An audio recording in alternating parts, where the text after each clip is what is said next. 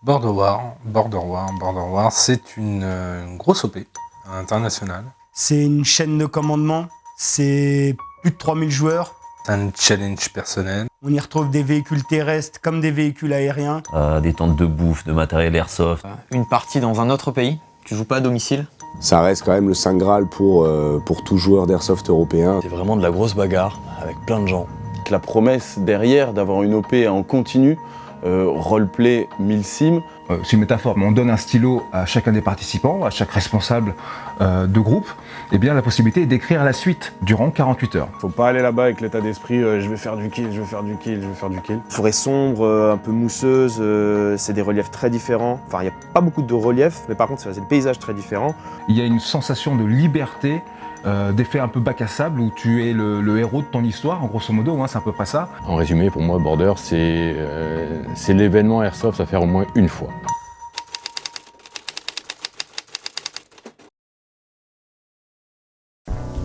Nous sommes début mars, en forêt de Fontainebleau, à 1 mois et demi de l'opération Border War qui se déroulera en République tchèque.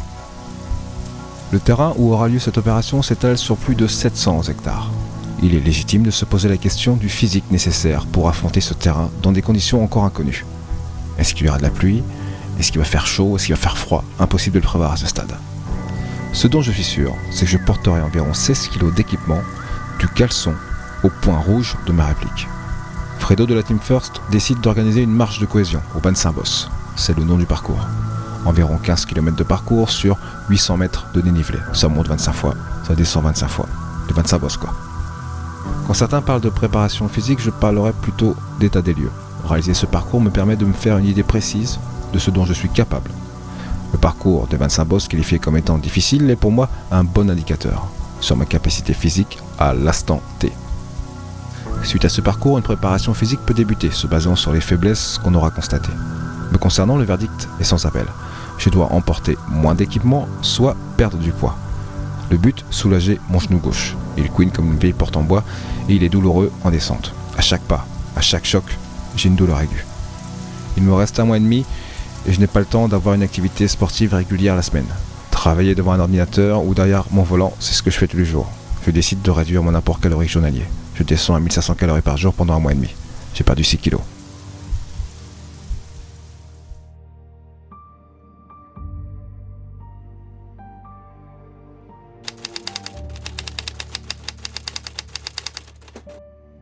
On a 2 camps très contrastés qui est la Task Force et la guérilla. Et au centre gravite un ensemble de factions qui sont la DEA, l'ONU, les villageois, les PMC, qui ont tous leurs propres objectifs et qui ont tous leur propre ligne de conduite. Le camp guérilla, c'est par rapport à l'année dernière. On était en Task Force. La Task Force nous a en quelque sorte déçus. Je pense qu'en termes de camp, les Cosaques n'auraient pas pu être ailleurs que dans la guérilla. C'était la chose qui nous correspondait le mieux, autant pour la liberté que pour l'autonomie et pour grossièrement faire du sale. Genre tu sais que tu vas être avec une bande de potes, ils ont choisi ça, tu les suis mais vraiment en fermant les yeux quoi. Ah, on y allait aveuglément, aveuglément, complètement. Ouais. On kiffe le grimage, clairement. Nous, on nous a dit il faut vous grimer la gueule, on était partant déjà. Et puis voilà, c'était jouer à un autre type de gameplay. C'est un camp, on n'avait pas vu le camp déjà, on n'était jamais allé aussi loin au nord l'année dernière. Donc c'était un petit peu le côté aventure de reprendre un autre side dans Border et puis de le jouer à fond quoi. Quand Jar Jar t'appelle, tu peux pas lui dire non quoi. Et c'était une expérience qui promettait beaucoup au niveau de l'aventure humaine. Donc c'était logique de choisir le camp guérilla. Donc mon expérience dans la TF n'a pas été exceptionnelle, donc d'où le choix de la guérilla pour vivre quelque chose de complètement différent, et ça a été le cas, c'était clairement le cas, parce que la dynamique n'est pas la même. La guérilla se positionne en tant que challenger, c'est-à-dire qu'elle a tout à gagner, elle n'a rien à perdre. La TF, voilà, t'es en haut de la pyramide, t'as une stature, eux ont tout à perdre. Pour le coup, on a eu, par rapport à des copains qui eux cette année étaient côté Task Force, on a eu plus de missions qu'eux. Le côté HQ était bien plus présent pour nous. Profiter justement de voir les 2 camps. Donc là j'ai mes 2 expériences et si c'était à refaire, la première j'aurais préféré être en guérilla. Clairement, et de très loin. Puis de toi à moi, je t'avouerai que les guérillas sont vachement plus badass que la Task Force.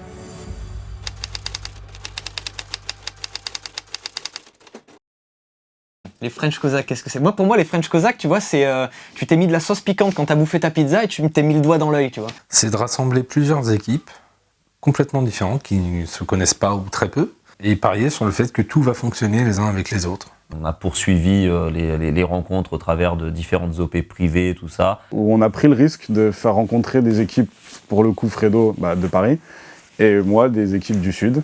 En fait, il s'est passé un déclic humain sur la partie qu'on a faite à Loft. On a rencontré plein de...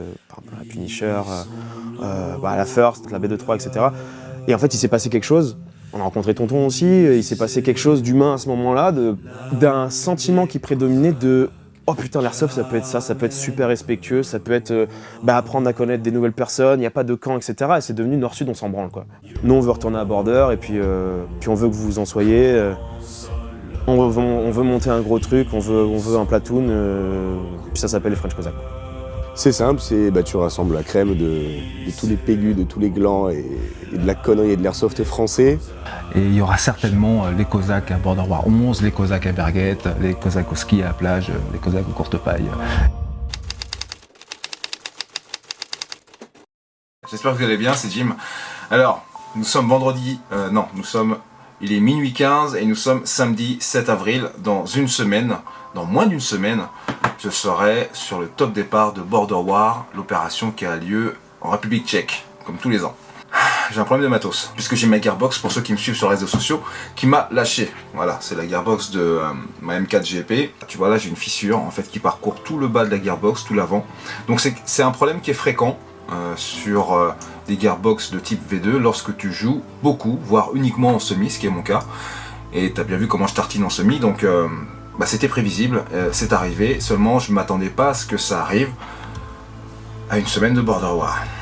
J'ai partagé mon désespoir sur les réseaux sociaux et il y a une homme charitable qui s'appelle Serge Osseron qui m'a gentiment, je te remercie encore Serge, c'est super sympa de ta part, envoyé une coque, voilà. Donc ça c'est la mienne et ça c'est celle que Serge Osseron m'a envoyée et tu vois que les orifices en fait qui sont la butée pour le guide ressort eh bien sont complètement différents. Heureusement on a un partenaire qui s'appelle Power Gun avec qui j'avais déjà un projet de custom de réplique non plus sur la base d'une M4 mais sur la base d'une AK que j'ai voulu un petit peu customiser dans le sens où un moteur un peu plus péchu, des gears qui me permettent d'avoir une réactivité similaire à celle que j'ai actuellement. Je voulais pas être dépaysé non plus. Donc c'était en préparation, ça devait passer en peinture chez Aérographe Fokker, donc chez Thomas. Et du coup j'ai dû interrompre le processus en leur disant les gars, il me la faut maintenant parce que j'ai pas de réplique pour Border War quoi. Donc Ben a été super, il m'a dit vas-y je te fous un take dessus, on va essayer de monter ça à 4,30. Dans quelques heures je vais me rendre au shop directement, on va aller voir Ben. Il s'agit de la réplique RK74 de la marque GG en version CQB. Je l'ai voulu la plus courte possible pour avoir la possibilité d'y mettre un silencieux sans que ça finisse en canne à pêche. Au final, on arrive à peu de choses près à la longueur actuelle de mon Colt M4 une fois équipé de son silencieux. Ce RK74 GG bénéficie déjà d'un MOSFET, autrement dit d'une gestion électronique des tirs permettant d'avoir un cycle parfait, surtout pour le tir en semi-automatique, et vous savez que j'aime ça. Ben a pris l'initiative de me faire installer un MOSFET Titan V3, qui en plus de proposer un grand nombre de paramétrages, il fonctionne entièrement sur capteur optique. De fait, il n'y a pas d'usure de bouton, puisqu'il n'y a pas de bouton. Ce qui est surprenant avec ce Titan V3, c'est qu'il se paramètre depuis un PC en USB ou depuis un smartphone sous Android. On peut y régler la course de détente avec une extrême précision, puisqu'on parle de précision optique, tirée en burst. Ce RK74, je l'ai voulu moderne. Il possède un top rail pour mon organe de visée et la possibilité de recevoir lampe, poignée et autres scope cam, puisqu'il possède le garde-main adéquat. Je note tout de même un gros point noir sur ce RK74, c'est l'emplacement de la batterie. Ce dernier possède un tube cross de type M4. Pourquoi mettre la batterie sous le capot du top cover? Vous savez maintenant avec quelle réplique je vais me rendre sur Border War 10. Chargeur GG, 25. Merci beaucoup. 25. Et là je suis donc burst de 3. Burst de 3.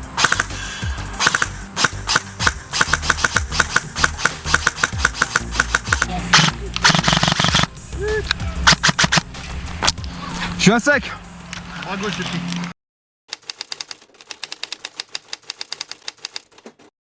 Voici l'ensemble des équipements que j'emmènerai avec moi.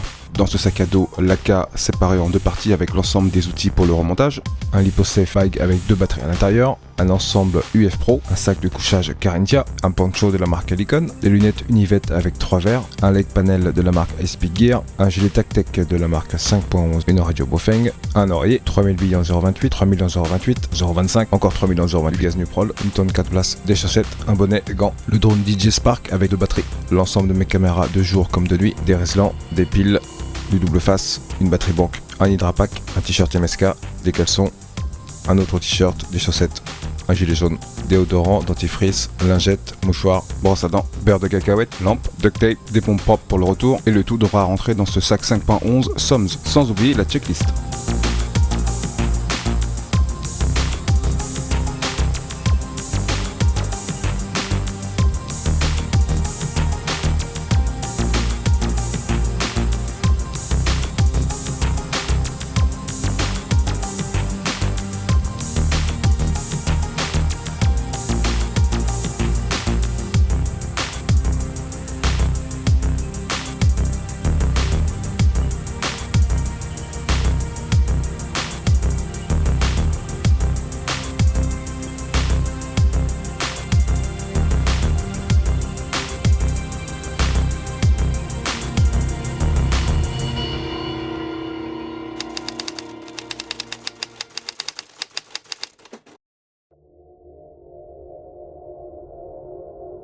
Plus de 1000 km nous séparent de notre destination.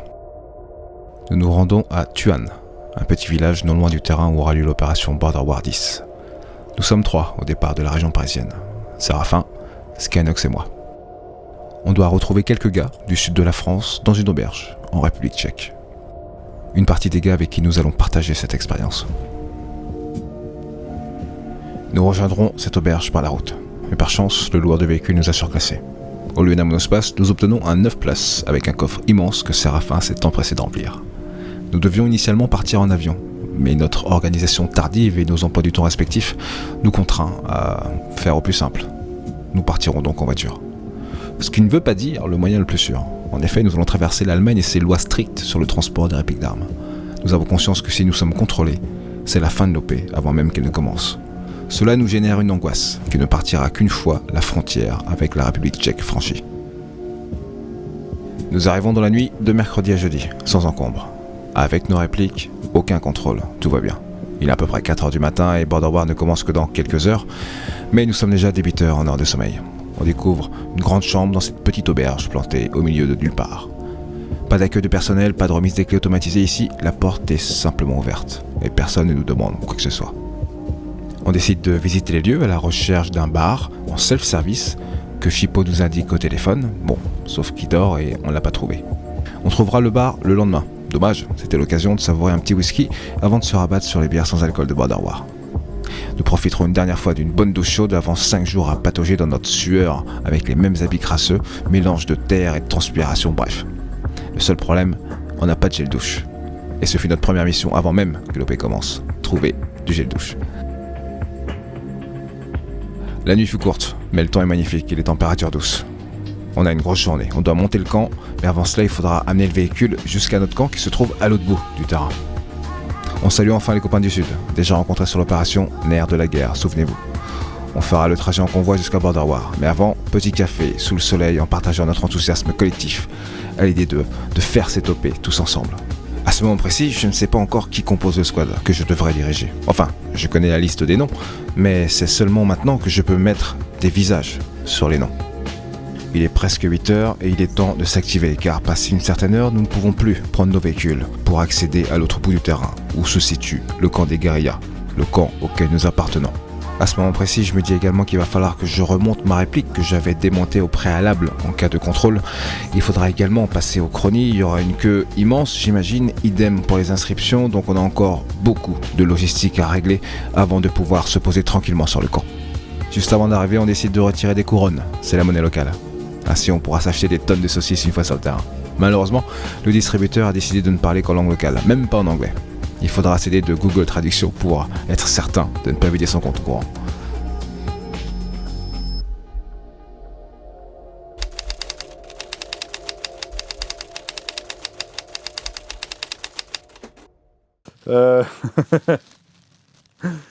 Alors, le transport des répliques. Je fais partie de ceux qui ont eu la petite mésaventure.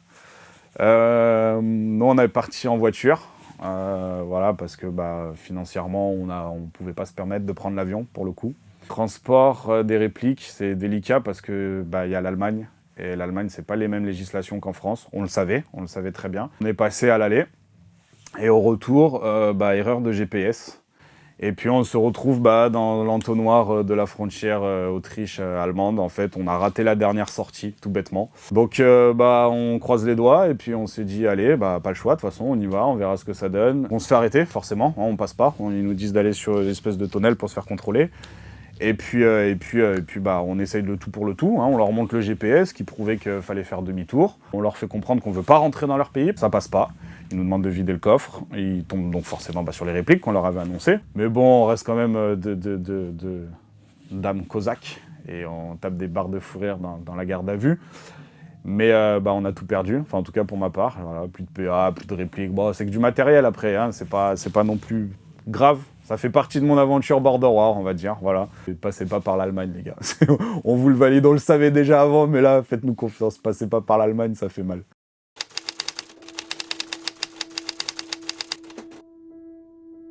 Alors le scénario est suivant, je vais vous donner les grandes lignes du scénario. Nous sommes à Tijuana, nous sommes la guérilla, on défend le cartel qui fabrique, produit, distribue et vend leur drogue sur le territoire de Tijuana. L'ATF, Task Force, arrive sur ce territoire en disant stop, on arrête de fabriquer de la drogue, c'est pas bien, accompagné de la DEA, et puis il y a l'ONU aussi qui va se greffer à tout ça, il y a une milice privée qui s'appelle la PMC, donc tout ça, ça va s'articuler ensemble. Nous, on est là pour défendre le cartel qui fabrique de la drogue. Voilà, donc on a des coopératives à défendre qui sont des lieux de récolte de drogue, qui sont au nombre de 4, qu'on appelle coopératives 1, 2, 3, 4. Et une fois qu'ils ont produit leur drogue, eh bien, ils l'emmènent à un site de production, qu'ils moulinent pour l'acheminer après sur une sorte de route de la soie qui les amène en fait sur l'ouest du terrain, où là ils vont vendre directement la drogue. Nous, on n'était pas affiliés à ces tâches-là, nous c'était juste défendre la fabrication de la drogue sur ces coopératives. Notre formation de combat, ça ressemblait à ça, grosso modo, une sorte de pointe de flèche, avec au sommet de cette flèche, c'est le groupe Rocco, composé de 7 mecs intégralement en ghillie. On avait au centre de la formation, sur la base arrière, le HQ mobile, et les deux lames de cette pointe de flèche sont représentées par le flanc gauche et le flanc droit. Alors ici, on avait Fredo qui était le squad leader, et moi, le squad leader du flanc gauche.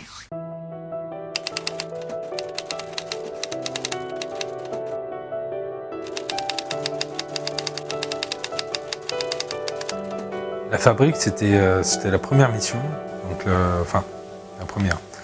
Le premier point de chute, du moins de la mission. La première, ça a été de partir du camp et faire la reconnaissance. Voilà, déjà pour arriver sur lieu, ça a été une ascension assez compliquée parce que bon, trouver des repères, on n'était pas déjà tous venus à Border. On venait d'un autre azimut, au lieu d'arriver du camp Task Force, on est du camp guérilla, donc il fallait retrouver un peu ses marques. Donc bon, on a plus ou moins réussi à arriver en temps et en heure sur le point, malgré quelques petites erreurs de parcours, si je peux dire.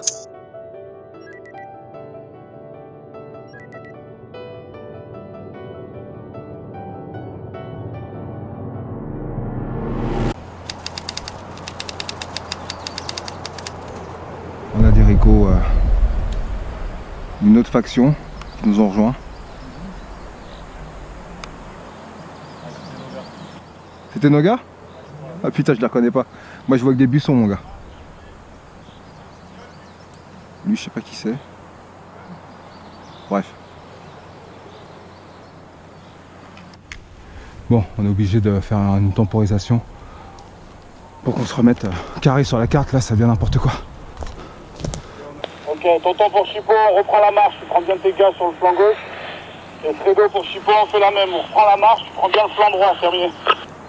Ici tonton pour Chipo reçu. On reste en lisière de forêt, les gars. On garde la ligne, on avance. Ouais, on garde la ligne, on avance en battu. 300 mètres. Ok, on est à 300 mètres d'un point chaud où apparemment Fox 2 et Fox 3 se font attaquer. Je vous rappelle que nous sommes Fox 1. On va leur porter renfort. Allez les gars, c'est la bagarre. Faites une ligne. Une ligne les gars. Occupez le terrain les gars, personne passe. Vous connaissez le principe.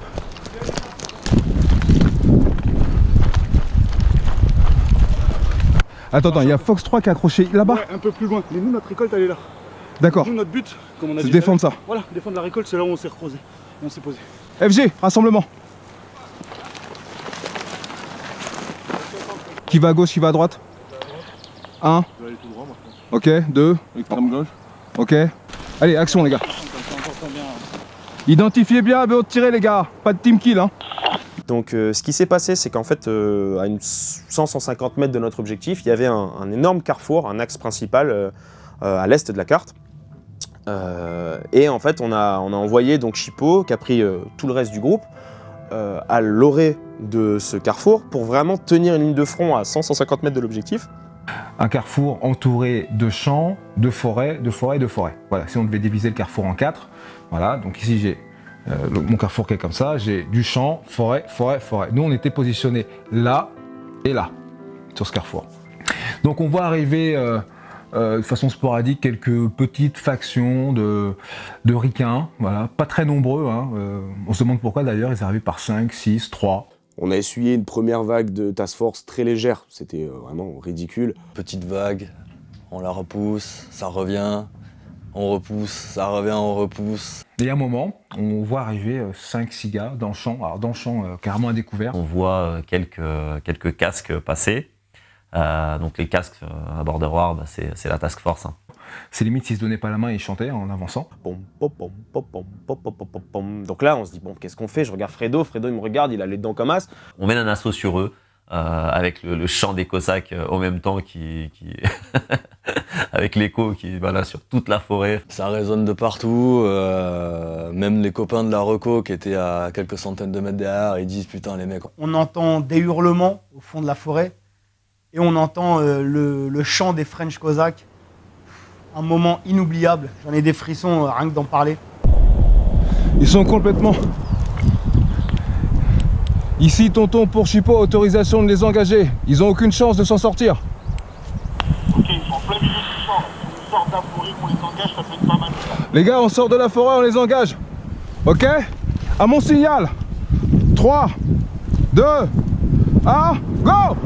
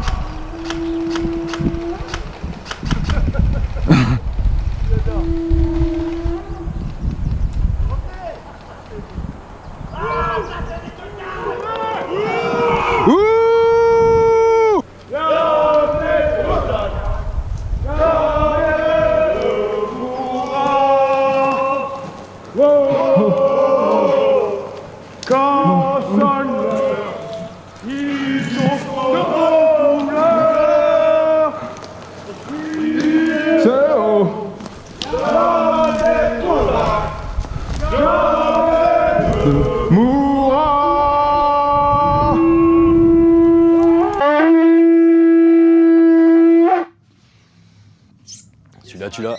J'ai Sakdos qui est en pointe sur mon flanc gauche, j'ai Tonton sur ma droite. On commence à se mettre en position autour de l'objectif. Tom se fait sortir par un tir de très loin. Là, on comprend du coup qu'on est à portée de tir. On décide de poser les répliques, enfin sous son ordre, on décide de poser les répliques.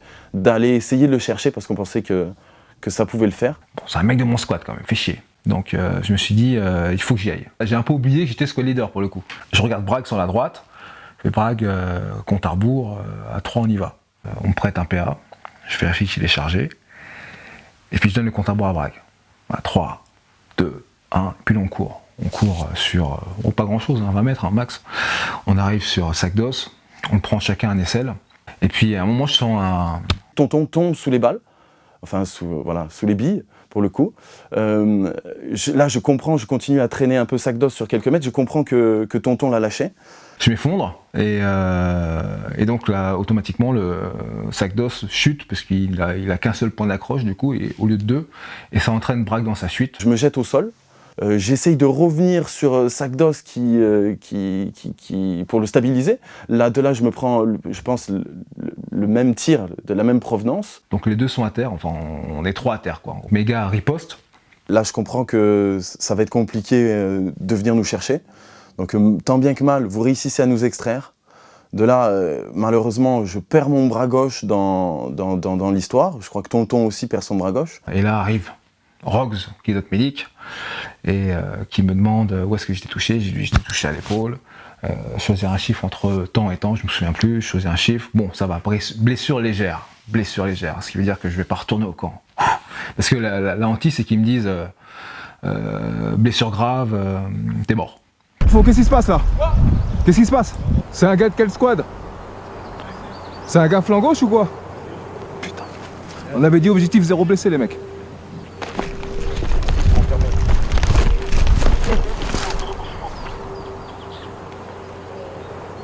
Visuel sur blessé.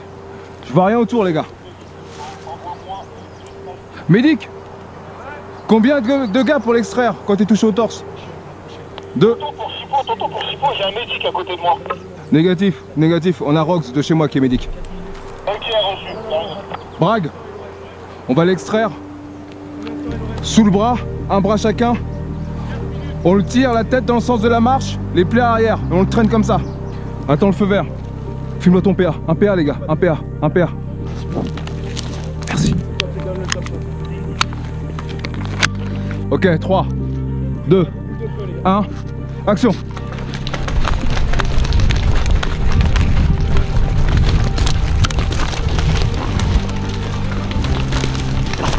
Par l'arrière, par l'arrière. Ok, c'est bon. Out.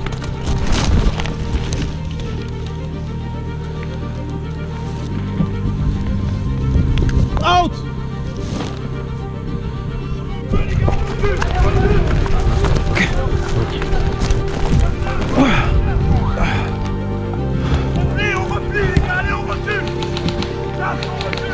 J'ai laissé mon flingue.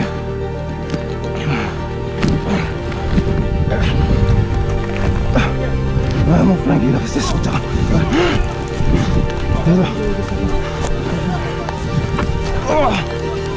Il y a une arme laissée au combat.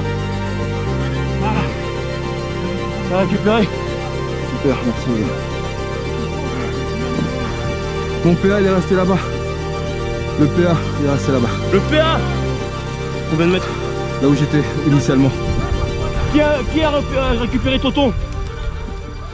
Qui a récupéré Tonton? C'est moi. Il faut retourner à la position pour récupérer le PA. Ok.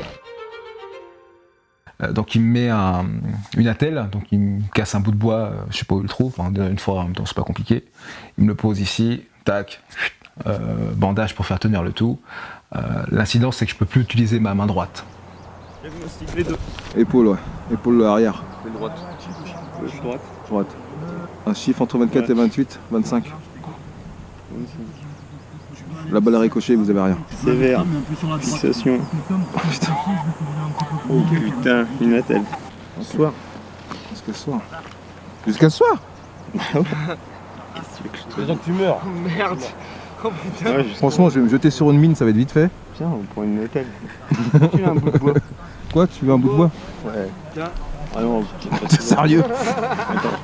C'est bon, garde-en pour les autres, hein, ça va suffire. Le deuxième médic? J'en ai 20. T'en as 20?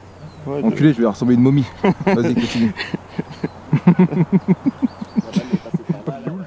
Et puis arrive ce qui devait arriver, hein, les mecs qu'on a repoussés, là, 5-6 dans le champ, ils sont revenus avec tous leurs potes. Ils ont dit ouais, là ils nous ont un petit peu chauffé les Cosaques, ça serait bien si on pouvait y aller tous ensemble, leur casser le cul.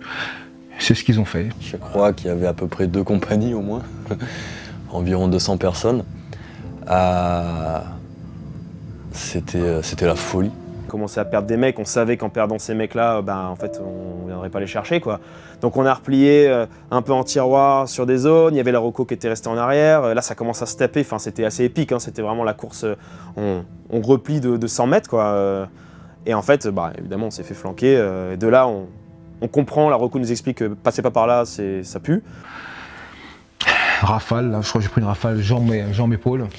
Je me suis allongé, j'ai regardé le ciel, j'ai regardé longtemps parce qu'il n'y a aucun médic là pour le coup pour me sauver. On se met en cercle, on se met à 360 et de là, je crois que c'est Chipo qui lance le champ et avant ça, je regarde les gars et je leur dis voilà, c'est...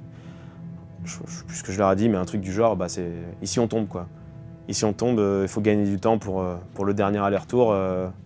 Et j'entends au loin, j'entends la trompe, j'entends les chants. Je fais « Oh les gars, c'est beau ça ». Jusqu'au dernier. Là, t'as les frissons qui te montent et tout, mais là, t'es dedans. Quand on Ah, parle quand d'immersion, t'es dedans. Et là, t'as des forêts qui résonnent, des forêts immenses qui résonnent. Et t'entends 30 mecs qui chantent le même hymne, mais un hymne qui est quand même badass, hein, il faut le dire, quoi. Et t'es sous le feu, t'es là, tu tires tes billes, et t'as un gros chant qui passe. Et là, tu te sens invincible. Mais on s'est tellement senti pousser des ailes avec ce chant que laisse tomber. On avait peur de rien. On laisse pas les Cosaques derrière, donc défendez le point, quoi. Et en fait, ils se sont mis en cercle, ils se sont mis à chanter, et puis là, voilà, c'était l'assaut de la tasse, quoi, jusqu'au dernier. Donc c'était tellement beau à voir, tellement beau à vivre, que même si on est tous tombés, bah, ça a été un des plus beaux moments de mon OP Border War.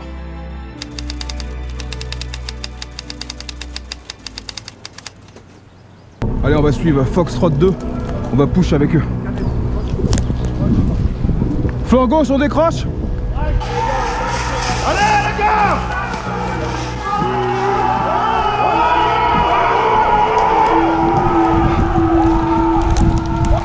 Ça retourne à droite les gars! Vangu imprava! Oh attention, attention! Oh, ça... Regarde le temps.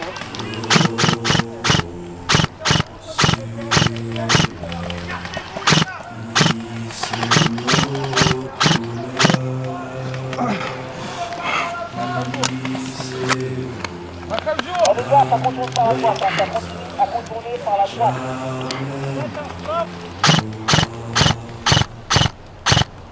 Ah!